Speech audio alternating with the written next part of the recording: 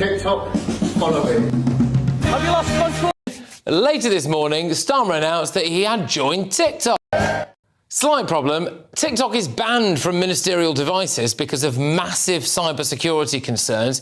It also allowed the Conservatives to take the absolute mick. Picture this. You're the Prime Minister of the United Kingdom. Your approval ratings are circling the drain faster than a dropped phone in a toilet. 72% of the country views you unfavorably, and your solution is to join TikTok. Not just any social media platform, mind you, but the one that's literally banned on government devices because of security concerns about Chinese surveillance. That's right. Keir Starmer has looked at his catastrophic popularity problem and decided the answer is doing dance trends with Christmas lights. But before we proceed, please don't forget to hit the subscribe button for more updates on the UK political insight. Thank you. The man who couldn't inspire enthusiasm at a free bar has decided he's going to win over the youth by posting content on an app his own government considers a security risk. You genuinely cannot make this up. Welcome to another episode of Labour's communication strategy being designed by people who think connecting with young people means existing near technology. Keir Starmer has become the first British Prime Minister to join TikTok, sharing his debut video from the Downing Street Christmas light switch on. Now, launching your political TikTok account with Christmas content is such a dad move, it's almost painful. It's like your uncle joining Instagram and his first post being a blurry photo of his garden shed. The self-awareness is non-existent. Number 10 is desperate to reach younger audiences, which is understandable given that Starmer's current appeal to young people ranks somewhere between root canal surgery and listening to someone explain cryptocurrency at a party. But joining TikTok isn't a strategy, it's a panic move. It's the political equivalent of a midlife crisis, but instead of buying a sports car, you're posting content for an algorithm you don't understand aimed at an audience who already doesn't like you. Here's where it gets properly mental. TikTok is banned on most government devices. Banned. As in, civil servants and government officials cannot use it on their work phones because of serious security concerns about its Chinese parent company, ByteDance. The worry is that the Chinese government could access user data or use the platform for surveillance or influence operations. These aren't conspiracy theories, these are legitimate national security concerns that led Rishi Sunak's government to ban it from official devices back in 2023. So the same government apparatus that decided TikTok was too risky for ministers and officials to have on their work phones has now decided it's perfectly fine for the Prime Minister to have a public-facing account on the platform. The cognitive dissonance is absolutely staggering. It's like banning smoking in the office but letting the CEO light up in the boardroom. Either it's a security risk or it isn't. Pick a lane. Number 10 insists that security mitigations are in place, which is government speak for we've done something technical that we hope prevents the bad stuff. But what does that actually mean? Is Starmer using a separate device? Is the account managed by someone else? Are they using a VPN routed through 17 different countries? Nobody knows because they won't say. It's trust us, we've sorted it, which is exactly the kind of vague reassurance that makes security experts nervous. It's like saying you've child-proofed your house but not explaining what you've actually done except put a gate at the top of the stairs. Meanwhile, the bleach is still under the sink and the electrical sockets are uncovered. The reaction to Starmer's TikTok debut has been absolutely brutal. Internet users immediately started roasting him with the kind of savage wit that only anonymity and a character limit can produce. One person wrote sarcastically that they're sure he'll gain support through his exciting speeches, charisma, and sharp wit. That's a triple murder in one sentence. Exciting speeches, which Starmer definitely doesn't deliver, charisma, which he famously lacks, and sharp wit, which has never been observed in the wild. It's the kind of insult that's more devastating because it's wrapped in fake politeness. Another user said, you can get premium-grade, handcrafted cringe served with a side of industrial-strength dishonesty. That's poetry. That's someone who sat down and workshopped the perfect insult. Handcrafted cringe is now entering my vocabulary permanently. The numbers behind this move are genuinely grim for Starmer. According to an October YouGov poll, only 21% of Brits have a favorable opinion of him, while 72% see him unfavorably. That's catastrophically bad. Those are numbers that would make even Boris Johnson feel a bit sorry for you. And when someone pointed this out, another social media user quipped that now everyone can hate him on TikTok too, which is accurate. Starmer has effectively created a new venue for people to express their disappointment. It's like opening a second shop when the first one is failing. Diversifying your losses isn't actually a business strategy. The comments on his actual TikTok account are even better. One person asked, "Will you tax me for commenting?" which is a reference to Labour's budget that raised taxes pretty much everywhere while claiming they weren't going to. Another asked, "Will you arrest me for commenting?" taking aim at the handling of Gaza protests where there were concerns about heavy-handed policing. These aren't just random trolls, these are people making specific political points through sarcasm. They're not saying Starmer is generally rubbish, they're saying he's rubbish in these specific ways, and here's why. That's informed criticism dressed up as mockery, which is actually worse for Starmer because it means people are paying attention to his failures. Now let's talk about why this move is fundamentally misjudged. The thinking behind it is presumably that young people use TikTok, Starmer wants to connect with young people, therefore Starmer should use TikTok. That's logic that sounds reasonable until you think about it for more than 3 seconds. Young people do use TikTok, that's true, but they use it for entertainment, for education from creators they trust, for communities built around shared interests. They're not sitting around thinking, I really hope politicians start posting here.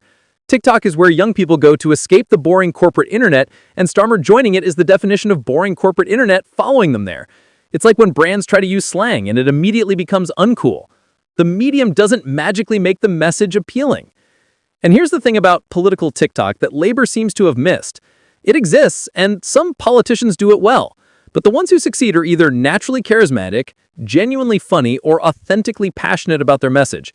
They understand the platform's culture, they engage with trends in clever ways, and they don't talk down to the audience. Starmer is none of these things. He's a former human rights lawyer and prosecutor who communicates like he's still presenting evidence to a judge. His natural register is formal, measured, and detail-oriented. That's not a criticism of him as a person, it's just an observation that his communication style is fundamentally incompatible with TikTok's fast-paced, personality-driven, entertainment-focused format. It's like asking someone who only speaks French to give a speech in Mandarin. Wrong tool for the job. The spokesman for Number 10 tried to defend the move by saying communication is changing and people have a right to know about government decisions, which is true, but also completely missing the point. Yes, communication is changing. Yes, people should know about government decisions. But joining TikTok doesn't automatically achieve either of those things. If your communication is boring and your policies are unpopular, changing the platform doesn't solve the problem. It's like if you're a terrible singer, moving from performing in pubs to performing in stadiums doesn't make you a better singer, it just means more people can hear how bad you are. The platform isn't the issue, the content is. The comparison with other world leaders is interesting. Number 10 pointed out that Trump and Macron have TikTok accounts. This is true. Trump joined TikTok during his campaign and got absolutely massive engagement. Macron has used it to connect with French youth. But here's what makes that comparison nonsense.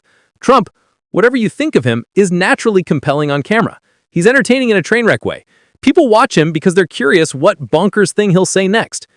Macron is relatively young, speaks multiple languages, and has actual charisma. He can pull off the presidential but relatable thing. Starmer is neither naturally compelling nor particularly relatable. He's a former human rights lawyer and prosecutor who looks uncomfortable in any setting that isn't a courtroom or parliament. Comparing him to Trump and Macron is like comparing a Ford Mondeo to a Ferrari and a Tesla. They're all vehicles, but that's where the similarity ends. What's particularly frustrating about this whole situation is that it suggests Labor's communication team either doesn't understand their own leader strengths or doesn't understand the platform they're trying to use. Probably both. Starmer's strength, to the extent he has one, is detailed policy knowledge and legal precision. He's good at dismantling arguments in debates. He's effective in parliamentary settings where he can grill opponents with prepared questions. These are valuable skills for a prime minister, but they're completely useless on TikTok where you've got literally seconds to grab attention before someone scrolls past to watch a cat video or someone explaining the Roman Empire. If Labor wanted to reach young people, there are better strategies. Long-form interviews on YouTube where Starmer can actually explain policy. Podcasts where he can have extended conversations. Even Instagram where the format allows for more substance. But TikTok? It's possibly the worst fit imaginable. The security concerns make this even more absurd. Let's be clear about what the worry is with TikTok. The Chinese government, through ByteDance, potentially has access to user data including location information, browsing habits, contacts, and content. They could theoretically use this for surveillance, for mapping social networks, for identifying people of interest, or even for targeted influence campaigns. Now, is the Prime Minister of the United Kingdom a person of interest? Absolutely. Is his social network valuable intelligence? Obviously. Could the content he views or engages with reveal information about his thinking? Definitely. So even with security mitigations, there's an inherent risk in having the PM on a platform controlled by a potentially hostile foreign government.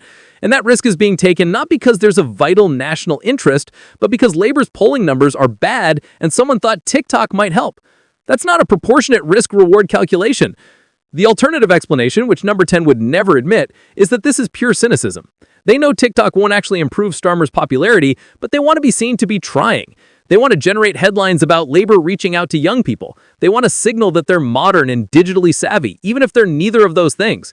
It's performative rather than substantive, and maybe that calculation makes sense from a pure PR perspective. Any coverage is good coverage, even mocking coverage at least keeps you in the conversation. But it's also incredibly risky because if it flops, which it appears to be doing, you look even more out of touch than before. You've advertised your inability to connect with people. You've highlighted your unpopularity by giving people a new venue to express it. It's like opening a second shop when the first one is failing. Diversifying your losses isn't actually a business strategy. The highlight of this whole affair was the Bill Tesman joke. Most people in the UK won't get that joke unless they watch Ted Lasso, and Two Entitled People were Ted's off. But tribal Nixon worship is Ted Lasso? I've always gotten it. That's perfect encapsulation of the communication gap. You're making references to American television shows while pretending you understand British voting behavior. What the bleep is that? Number 10 is miss the point about what a tribal Nixon worshiper is. Someone who supports Nixon or Starmer because he's on their team regardless of what he says or does.